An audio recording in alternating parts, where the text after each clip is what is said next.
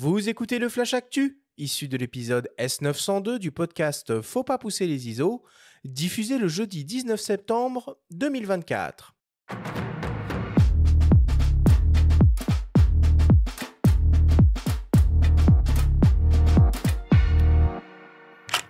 Cette semaine, dans le Flash Actu, Canon lance un 28-70 mm à ouverture constante entrée de gamme. Nikon offre un pack de lutte pour simuler le rendu des caméras RED. Et enfin, DxO Photolab fête un anniversaire et sort une nouvelle version du logiciel. Le Flash Actu vous est présenté par Fox.fr, le site des spécialistes de l'image. Canon vient d'annoncer un nouveau zoom transstandard entrée de gamme en monture RF et capable de couvrir le format 24-36 mm. Il s'agit d'un 28-70 mm qui a la particularité de proposer une ouverture constante lumineuse f2.8. Au programme, 15 lentilles réparties en 12 groupes avec 2 éléments asphériques et verre UD. L'objectif est équipé d'une motorisation autofocus pas à pas STM et offre une distance minimale de mise au point de 27 cm en position grand angle et donc un rapport de grossissement de 0,28 fois. Il est équipé d'une stabilisation optique. Pour le reste, on retrouve une bague de zoom, une seconde bague de réglage programmable pour par exemple la mise au point manuelle ou l'ouverture. Il est protégé contre les intempéries, mesure environ 9 cm de long replié et pèse moins de 500 grammes. Le nouveau Canon RF 28-70 mm f2.8 IS STM est proposé au prix de 1 299 € et sera disponible tout début octobre. Drôle de coïncidence, à l'occasion de l'IBC, le salon européen consacré aux technologies audiovisuelles, Nikon a annoncé la mise à disposition gratuite d'un nouveau pack de lutte pour ses hybrides et les tournages en log. On retrouve dans ce pack une lutte technique qui permet de convertir les séquences dans l'espace normé Rec 709 et une série de 4 luttes créatives pour styliser les séquences. Film bias, bleach, bypass et offset pour de la simulation de film et enfin une lutte achromatique monochrome. Ces luttes ont été créées sous la supervision étroite de Red Digital Cinema Inc., une filiale de Nikon réputée pour son excellence dans la fabrication de caméras de cinéma numérique professionnelles. Elles permettent aux utilisateurs d'appliquer les fondements de la science des couleurs de RED à leur flux de travail vidéo et d'obtenir un aspect comparable à celui des séquences tournées avec des caméras de cinéma RED. Ce nouveau pack de lutte Nikon est proposé gratuitement et accessible depuis le centre de téléchargement du constructeur. Et enfin, pour terminer, DxO Photolab, le célèbre logiciel de post-production photo français, fête ses 20 ans et passe en version 8. Photolab est un logiciel global qui permet de gérer toutes les étapes de la post-production des images. Import, bibliothèque, editing, développement, correction d'images en global et local grâce entre autres à la technologie des U-Point. L'éditeur français est notamment reconnu pour ses algorithmes de réduction de bruit, ses presets de correction des défauts optiques ou sa science des couleurs et ses outils d'accentuation. Au programme, comme d'habitude, de nombreuses améliorations et aussi des nouveautés. On peut citer par exemple un nouveau moteur de correction du bruit numérique intitulé D-Prime XD2S, des masques de teinte utilisables avec les U-Point, une amélioration des modules de correction optique ou encore un nouveau canal Luma pour la correction des teintes qui travaille sans affecter la saturation. La version 8 de DxO Photolab est proposée au prix de 229 € en licence perpétuelle ou au prix de 109 € pour une mise à jour depuis la version 7.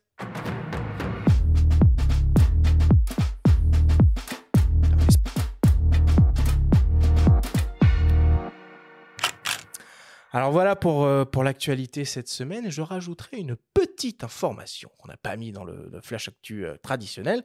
C'est l'arrivée d'un nouveau boîtier chez les ICA, le M11D, qui est tout simplement un M11 épuré au maximum. C'est-à-dire que le boîtier n'a pas d'écran arrière, il n'y a absolument quasiment aucun réglage de possible. On doit juste jouer avec le trio ouverture, temps de pause et sensibilité ISO. Donc voilà, c'est une expérience photographique à part entière pour un prix quand même de 9 350 €, boîtier nu. Mais est-ce vraiment la question sur ce genre d'appareil, mon cher Benjamin ?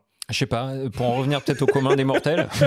Toi, tu utilises quoi maintenant, Romain ? Parce qu'on parlait du GH4, alors ça ne nous rajeunit pas. Tu as commencé avec ça. T'en es où là ? Tu es toujours sur le micro 4 tiers en tant que réal ou tu es en plein format aussi J'ai basculé plein format depuis le S5. J'ai été vraiment séduit. Enfin, déjà avec le S1H.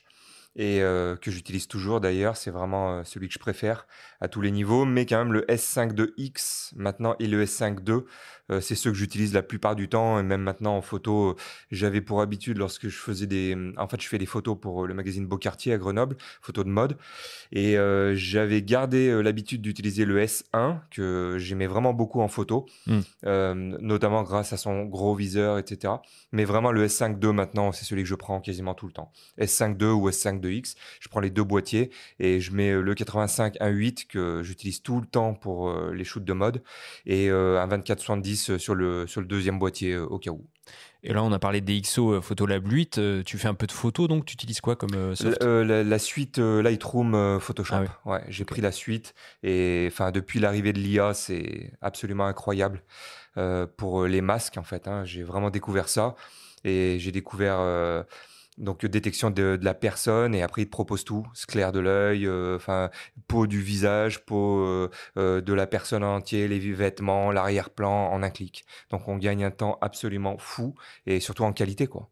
On n'a pas encore consacré d'émission vraiment à ça, mais il faudra s'y atteler un de ces quatre. Il va falloir s'y intéresser. Benjamin, est-ce qu'il y a d'autres actualités cette semaine que tu voulais mentionner? Oui, on va parler de la sortie des numéros de Chasseurs d'images et Réponse Photo. Donc au programme du numéro 460 des Chasseurs d'images, une visite du site de production de Whitewall, près de Cologne, en Allemagne.